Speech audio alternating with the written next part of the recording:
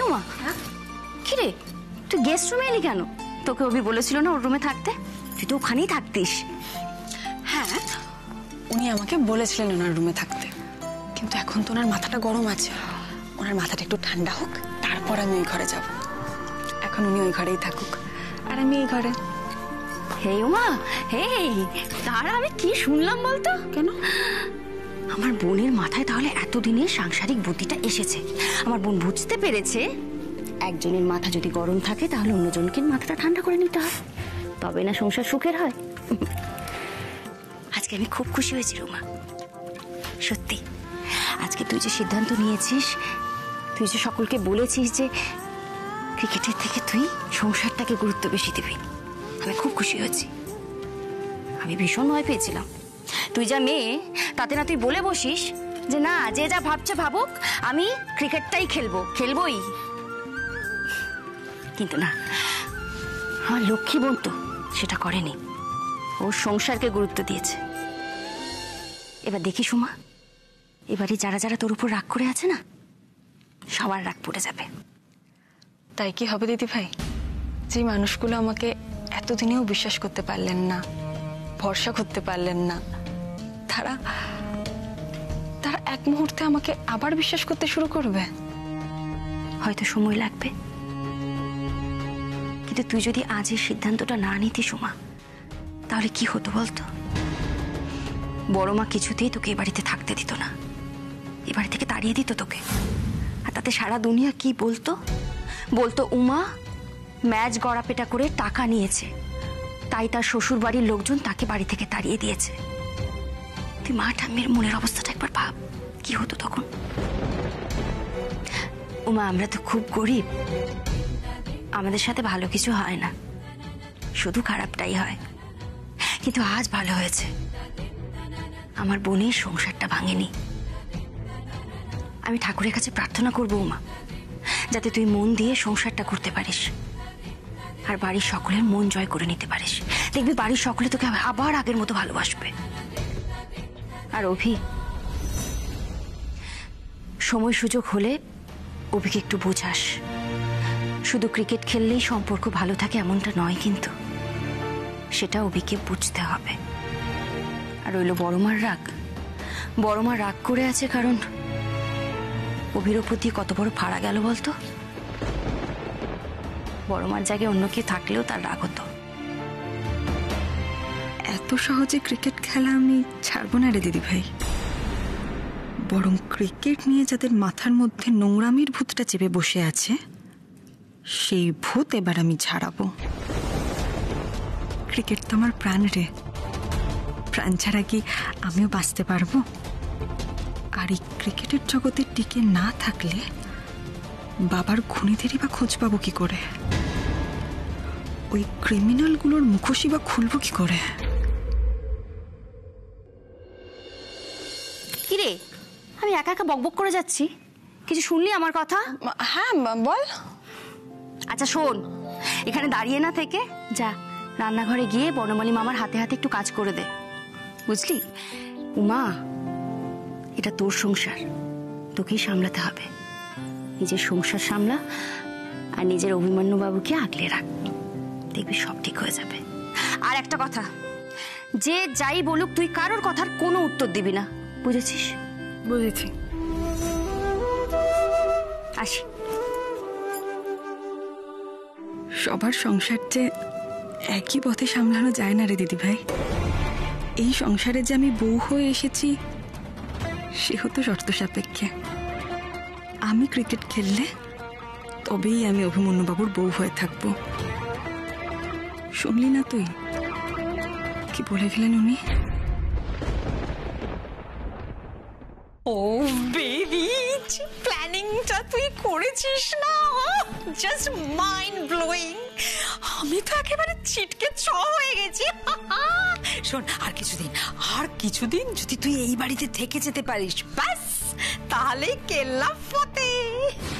শোন, অভি তো উমাকে এমনিতেই সহ্য করতে পারছে না, এরপর দুদিন বাদে দেখবি একেবারে ঘর ধরে বাড়ি থেকে আউট করে দেবে। আর ঠিক সেই সময় তুই অভি করতে করতে একেবারে অভির কাছে ইন করে যাবি। ব্যাস সব আগের মতো my baby. Mom please please একটু চুপ করবে তুমি? তোমার এই ওভার এক্সাইটমেন্ট আর ওই আমার ওভার কনফিডেন্স, এই দুটো জিনিস আমি জাস্ট সহ্য করতে পারছি না মম, প্লিজ। মা তুই আমাকে এমন করে বলছিস কেন বেবি? কেন বলছি সেটা বুঝতে পারছো না তুমি? তোমাকে যে আমি একটু আগে বললাম, উমা সবার সামনে বড় মুখ করে বলেছে যে ও আর কোনোদিনও ক্রিকেট খেলবে না, ও নাকি এবার সংসার করবে। ও ভাবছে ও মাস্টার স্ট্রোক দিয়েছে, ভাবছে যে ও যদি আন্টিকে বলে যে ও কোনোদিনও আর ক্রিকেট খেলবে না তাহলে আন্টির রাগ কমে যাবে, আন্টি উমাকে আবার অভির বউ হিসেবে মেনে নেবে। আর এই বাড়িতে বউ হিসেবে থাকা মানেই তো আরাম আয়েসে সারাটা জীবন কাটানো, আর কি চাই? কিন্তু আমি তো সেটা কিছুতেই মেনে নেব না। আমি ওর ওভার কনফিডেন্সেই আঘাতটা করবো মম। অভির জীবন থেকে আমি উমাকে সরাবই, আর আমি নিজে আস্তে আস্তে অভির কাছাকাছি পৌঁছবো। এনিওয়ে শোনো, এখন কিন্তু তুমি অভির ঘরে যাচ্ছ, আমি কিন্তু তোমাকে বারবার বলে দিচ্ছি মম, ওখানে গিয়ে কিন্তু তুমি একদম বেশি কথা বলবে না। আরে না না, তুই এমন চমৎকার ঘুঁটি সাজিয়েছিস সেটা কখনো আমি ভেস্তে দিতে পারি? ফাইনালি আমার বেবি যা চেয়েছিল সেটাই হবে, সে তার অভির কাছে থাকবে। হ্যাঁ চল চল চল চল চল। মম শুনে না, বলছি তুমি একটা কাজ করবে। হ্যাঁ বল। শুন বলছি তুমি বরং বাইরে থাকো, ঠিক আছে? আমি ভেতরে যাই, নইলে যেটা ভাবছি সেটা ঠিক করা যাবে না। তুমি এখানে থাকো। ওকে ওকে ওকে তুই যা। আমার কথা মন দিয়ে শোন, বেঙ্গল ভার্সেস বিহারের যে ম্যাচটা হয়েছিল যেটাতে উমা খেলেছিলেন, সেই ম্যাচ রিলেটেড সব ডকুমেন্টস, ভিডিওস, নিউজ সবকিছু আমার চাই। না না, বোঝার চেষ্টা কর, আমাকে তো জানতে হবে যে কোন ভিত্তিতে ম্যাচ ফিক্সিংয়ের অ্যালিগেশন লেগেছে উমার উপর। না না, মানে ক্রিকেট থেকে ওনাকে ব্যান করে দেওয়া হলো? Is it possible? দেখ, কয়েকদিন আমি অসুস্থ ছিলাম, তাই এসব ট্র্যাক করতে পারিনি, কিন্তু এবার আমি ট্র্যাক করব, সত্যিটা আমি জেনেই ছাড়বো। কেন আবার মাথায় চাপ নিচ্ছিস অভি?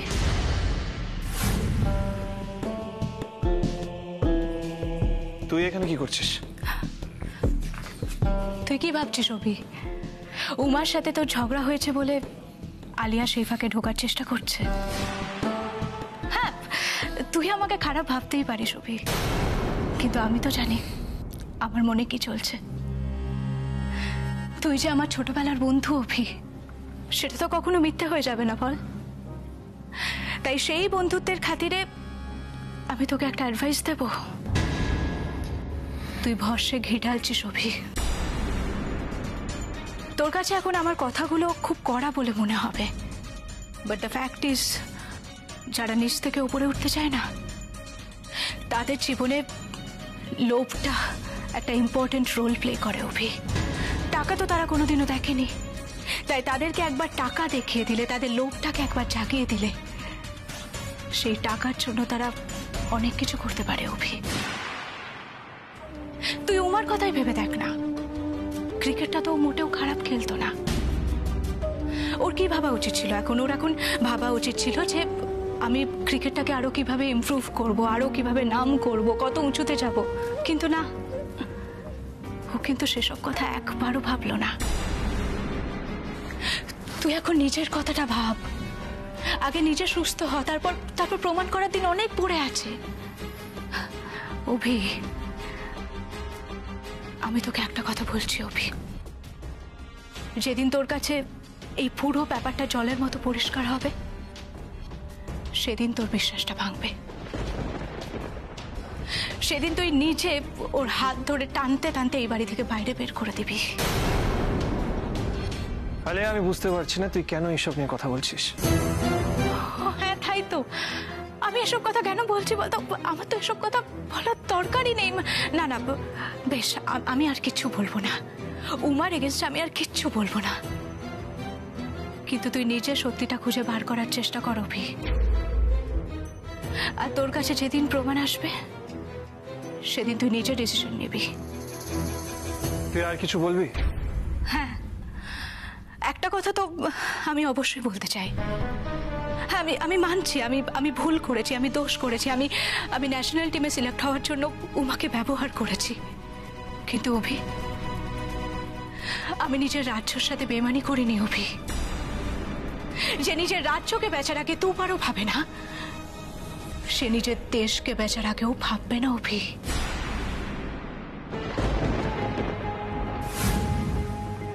ভেবে দেখিস অভি, তুই আমাকে আমার অন্যায়ের শাস্তির জন্য বিয়ে করিসনি, কিন্তু এবার উমার অন্যায়ের শাস্তি কি হবে?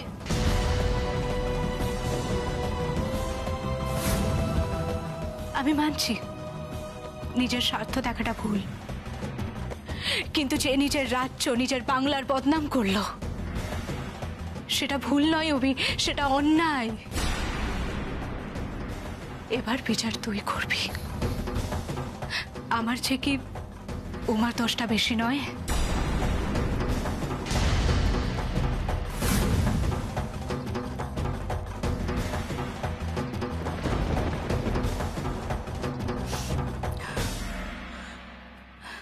আমার আর কিচ্ছু বলার নেই অভি, শুধু জানবি আগেও যখন তুই আমাকে তোর কাছ থেকে সরিয়ে দিয়েছিলি, তখনও আমি তোর পাশ থেকে সরিনি অভি। আর আজ তোর এই টেনশনের মুহূর্তেও আমি তোর পাশ থেকে সরবো না। তার জন্য যে আমাকে যাই বলুক না কেন, খারাপ, ভিলেন, খলনায়িকা, হোয়াটএভার, কিন্তু আমি তোর পাশ থেকে কোনোদিনও সরবো না অভি। কেউ আমাকে তোর পাশ থেকে সরাতে পারবে না, কারণ আমি তোকে ভালোবাসি অভি।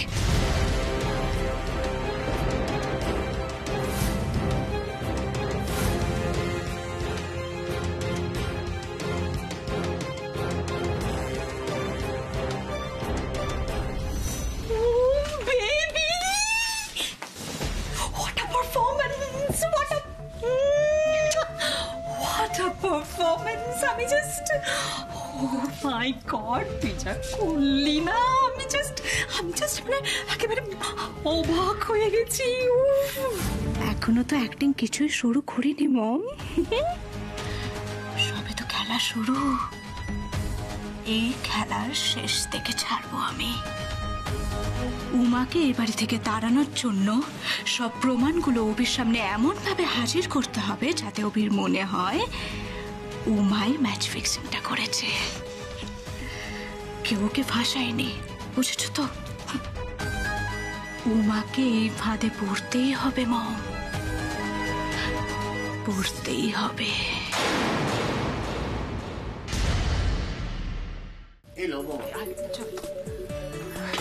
কি আন্টি, তুমি আনতে গেলে কেন? আমাকে একবার বলবে তো। তুমি নিজে খেতে বসো তো। আচ্ছা ঠিক আছে, বস। আরে ইটস ওকে। তোমরা আমার সাথে এখন বিহেভ করছো মনে হচ্ছে আমি এখনো বেড রিডেন। তবুও সাবধানের মান নেই অভি, আর তোমাকে টেক কেয়ার করার জন্যই তো বেবি এখানে থেকে গেল, তাই না? আলিয়া কিন্তু এই কদিন আমাদের খুব সাপোর্ট করেছে, সত্যি বড্ড ভালো মেয়ে। আচ্ছা শোন, আজকে কিন্তু তোর নর্মাল ডায়েট, সব তোর পছন্দ মতন রান্না হয়েছে, আর মাম্মাম নিজে তো স্পেশাল পছন্দের ওই চিকেনটা করেছে। এই যে এসে গেছে স্পেশাল চিকেন, খাবে সবাই, কিন্তু রেঁধেছি আমি একজনের জন্য। আজকে আমার ছেলেকে আমি অনেক দিন পর নিজের হাতে রেঁধে খাওয়াবো। কি রে, খাবি তো? আচ্ছা পিসিমণি, তোমার ছেলেকে শুধু খাওয়ালে হবে? তোমার এই ছেলের জন্য আমরা যে কতদিন ভালো মন্দ খাইনি। এই চুপ কর, বড় দিদি হয়ে ভাইকে হিংসা করছে। জি জি জি জি জি, হিংসে করছি না কাকিয়া, মজা করে বললাম। আমার আজকে খুব আনন্দ হচ্ছে জানো তো, কতদিন পর আমরা সবাই একসাথে খেতে বসেছি। বাহ তারা, খুব ভালো রান্না হয়েছে। তো দেখছি দিনে দিনে হাতের রান্নাটা আরো বেটার হয়ে চলেছে। ঠিক বলেছো বাবা, পিসিমণি সুপার হয়েছে। রান্নাটা সত্যিই খুব ভালো হয়েছে।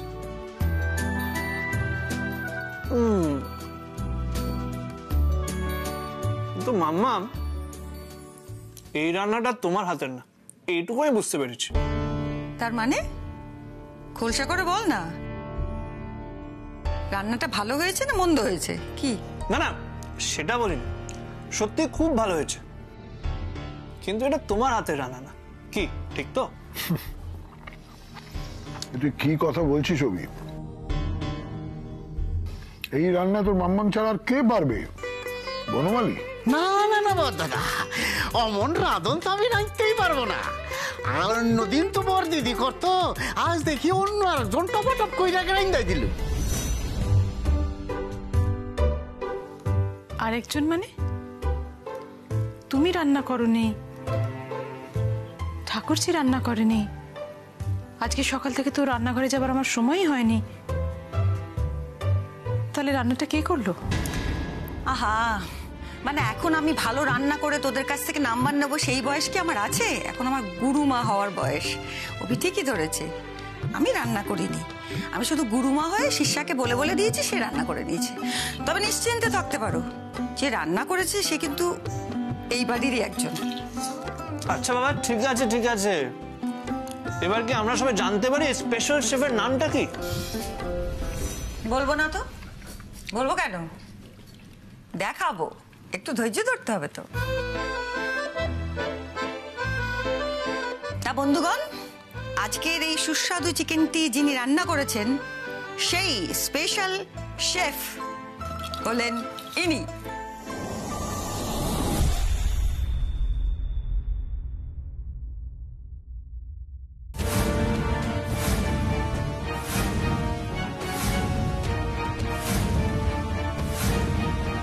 উমা রান্না করেছে? ঠাকুরজি, তুই ওকে রান্নাঘরে ঢুকতে দিয়েছিস কেন? ওমা, ঢুকতে আবার দেবো কেন? ও তো এবাড়ির বউ, রান্নাঘরে ঢোকবার অধিকার তো সম্পূর্ণ রয়েছে ওর। আর তাছাড়া রান্নাটা আমিই করতে যাচ্ছিলাম, তো হঠাৎ মেয়েটা এসে বললো যে অভির জন্য কিছু করতে চায়। আমি এটা বুঝতে পারছি না তারা, তুই না পারতিস তুই রান্নাটা করতিস না, ওকে কেন বললি রান্না করতে? এই আদিক্ষেতা কেন? যে মেয়ের জন্য আমার পরিবারে কলঙ্ক লাগছে তার হাতে আমি রান্না খাবো? তার চেয়ে ভালো আমি না খেয়ে থাকবো।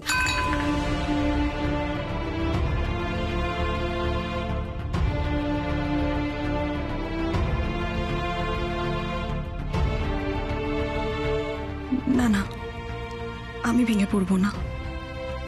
হাজার লোকে হাজারটা কথা বললেও আমি নিজের লক্ষ্য থেকে এতটুকু সরব না। আর যে মানুষগুলো আমাকে অপমান করছে, এই সব মানুষদের বিশ্বাস অর্জন করতে হবে আমায়। আমাকে যে এনারা ভুল বুঝছেন তা আমায় প্রমাণ করতেই হবে। বলছিলাম, উনি কি ভেবেছেন সারা জীবন এই বাড়িতে রান্না করে কাটাবেন? যদি এটা ভেবে থাকেন তাহলে ভুল ভাবছেন। আমি মানছি যে আপনার বানানো মাংসটা সত্যি খুব ভালো হয়েছে, কিন্তু এই মাংস তৃপ্তি করে আমি সেই দিন খাবো যেদিন আপনি আবার ক্রিকেট খেলবেন, যেদিন আবার আপনি লড়াই করার মেন্টালিটি নিয়ে মাঠে নামবেন, সেই দিনই মাংস খাবো, তার আগে না। আর কি মুশকিল, আপনি উঠে পড়লেন কেন? দেখুন, আমি মাঠে আবার তখনই নামতে পারবো যখন এটা প্রমাণিত হবে আমি ম্যাচ ফিক্সিং করিনি। কিন্তু এটা প্রমাণ করার জন্য আমাকে এই লোকটাকে খুঁজে বের করতে হবে। আপনি একদম নিশ্চিন্তে থাকুন অভিমন্যুবাবু, আমি এই লোকটাকে খুঁজে বের করে ঠিক আপনার সামনে নিয়ে আসবো। তখন না হয় এসব নিয়ে কথা বলা যাবে। আর তাছাড়া এখন তো এসব নিয়ে কথা বলেও কোনো লাভ নেই, আমাকে তো ব্যান করে দেওয়া হয়েছে। আমি তো চাইলেও এখন ক্রিকেট খেলতে পারবো না, তাই না বলুন? আগে ক্রিকেট খেলার পরিস্থিতিটা তৈরি হোক, তারপর না হয় ভাবা যাবে আমি খেলবো কি খেলবো না। তার আগে তো এসব নিয়ে কথা বলেও কোনো লাভ নেই, তাই না? আচ্ছা, আপনি এখন খাওয়াটা ছেড়ে উঠে গেলেন কেন? আপনি তো একটু আগে বললেন আমি চিকেনটা নাকি বেশ ভালো বানিয়েছি, বললেন তো? তাহলে মানে আমার উপরে সব রাগ আপনি খাওয়ার উপর দেখিয়ে উঠে যাচ্ছেন। আর আমি যে এত কষ্ট করে চিকেন রান্না করলাম, পিসমণি আমাকে এত কষ্ট করে আগুনের আঁচের পাশে দাঁড়িয়ে দিয়ে পুরো রেসিপিটা বলে দিলেন, আমাদের কষ্টের কোনো দাম নেই আপনার কাছে? বসুন, আপনি কি হলো, বসুন।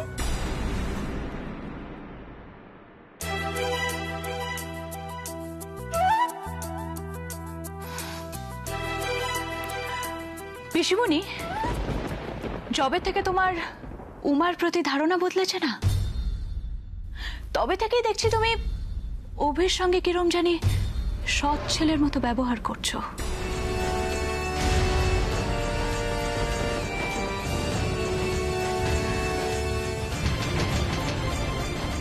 আলিয়া, তোমার স্পর্ধা দেখে আমি না অবাক হয়ে যাচ্ছি। তোমার এত বড় সাহস হয় কি করে যে আমি অভিকে কি চোখে দেখি সেটা বলবার? আর ধারণার কথা বলছো?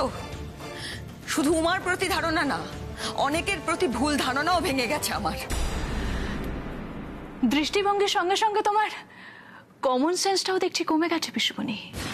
না মানে ডাক্তার অভিকে কি খেতে বলেছে না বলেছে সেসব তুমি না জেনে শুনে এরকম একটা স্পাইসি রান্না অভিকে খাইয়ে দিচ্ছ, তাও আবার আনকোড়া একজনের হাতের রান্না। এখন আমার জ্ঞান গম্ভীর নিয়ে প্রশ্ন তুলছো আলিয়া? আর স্পাইসি রান্না? শুধু মানুষের প্রতি মানুষের ভালোবাসা থাকলে, সহানুভূতি থাকলে ও সব স্পাইসি রান্নাই সহ্য হয়ে যায় শরীরে। তোমাকে কি বলবো, তুমি ভালোবাসার ধার কাছ দিয়ে হাঁটো না।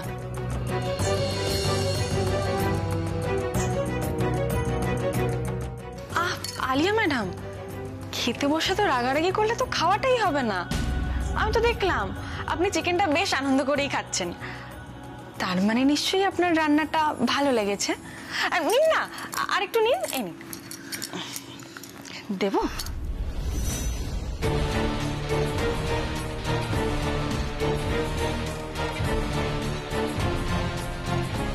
আবার উমার চোখে আবার সেই একই রকম দৃষ্টি।